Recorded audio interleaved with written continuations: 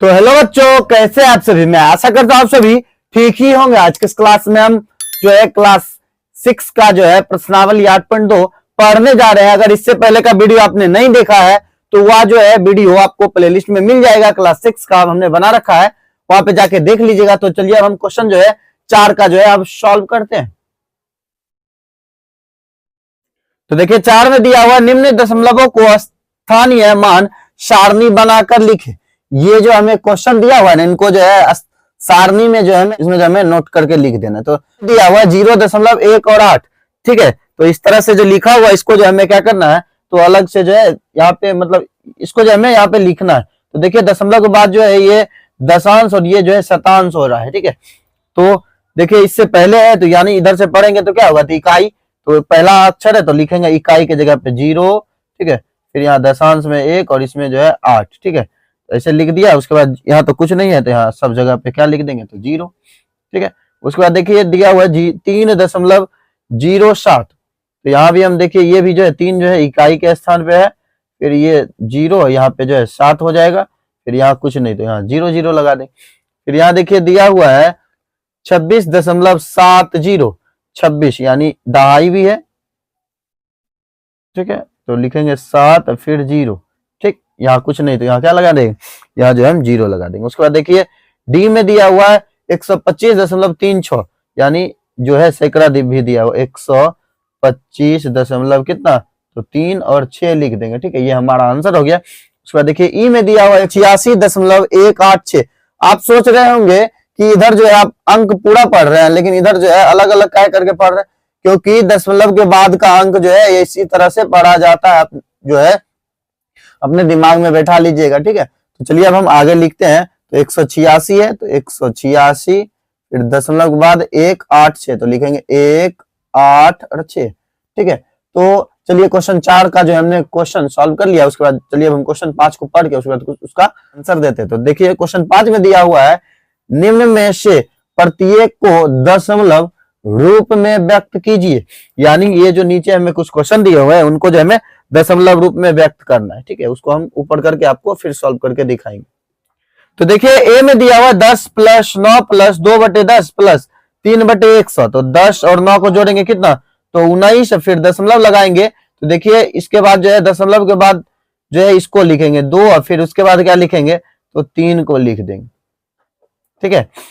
तो चलिए बी में देखते हैं। दिया हुआ 11 प्लस 5/100, तो लिखेंगे 11.0, कि डबल अंक है तो डबल अंक लाना है दशमलव के बाद, तो 0 और 1 जो है 5 खुद का, ठीक है।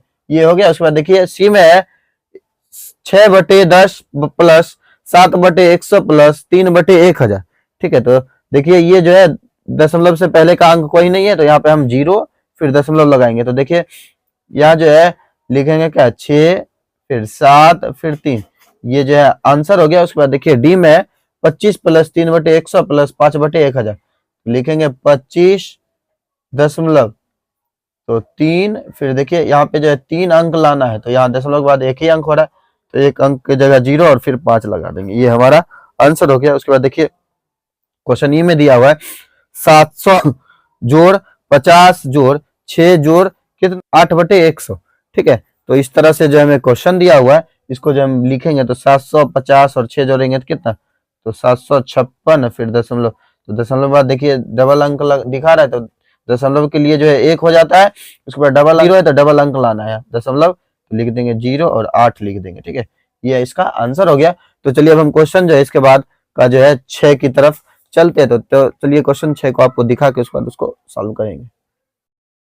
6 में दिया हुआ है जिस प्रकार 0.162 दशमलव संख्या 0.1 और 0.2 के बीच स्थित है, उसी प्रकार निम्न संख्याएं किन दो दशमलव संख्या के बीच है।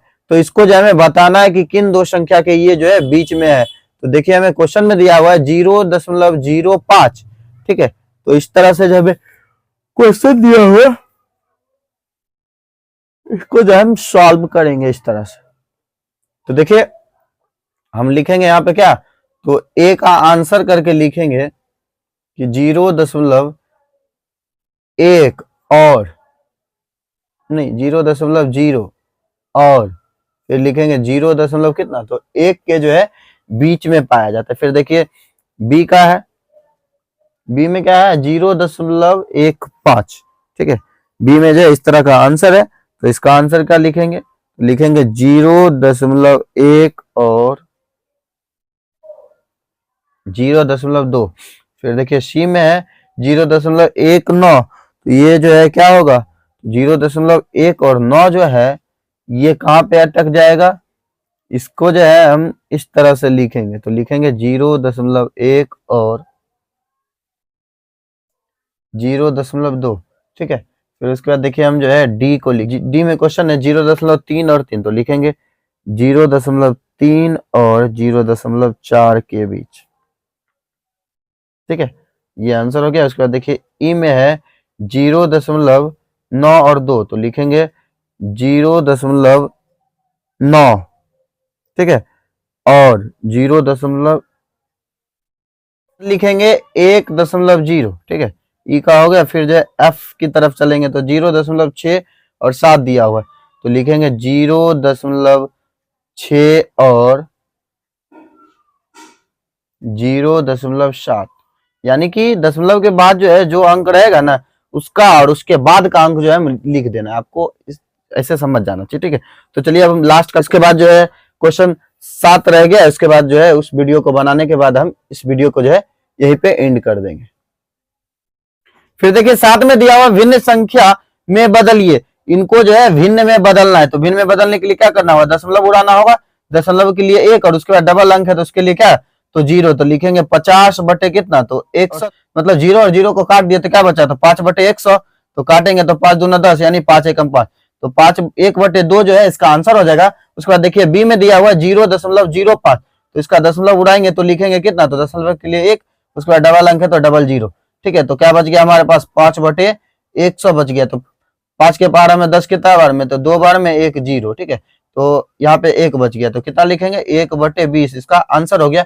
उसके बाद देखिए सी में दिया हुआ 0.75, तो इसका दशमलव उड़ाएंगे तो यहाँ पे कितना आएगा, तो 100, तो लिखेंगे 75 बटे कितना, तो 100, तो 25 के पारा में करेंगे तो 25 या 75, 25 चौके 100, तो यानी 3 बटे 4 जो है इसका आंसर हो जाएगा। उसके बाद देखिए डी में दिया हुआ है 0.1 2 और 5, ठीक है, तो इसका दशमलव उड़ाएंगे तो कितना आएगा, तो 100, तो इसको क्लियर, सॉरी थोड़ा सा 1000 हो जाएगा, ठीक है। तो देखिए यहाँ भी 1000, तो के पारा से जब काटेंगे तो कितना हो जाएगा, तो 5 बार में, ठीक है। तो 25 25 125, अब 25 को जब हम जो है 40 बार पढ़ेंगे तो कितना होगा, तो 1000 हो जाएगा। तो देखिए 5 के पारा में 40 8 बार में है, यानी ये 1, तो लिखेंगे 1 बटे 8, ठीक है।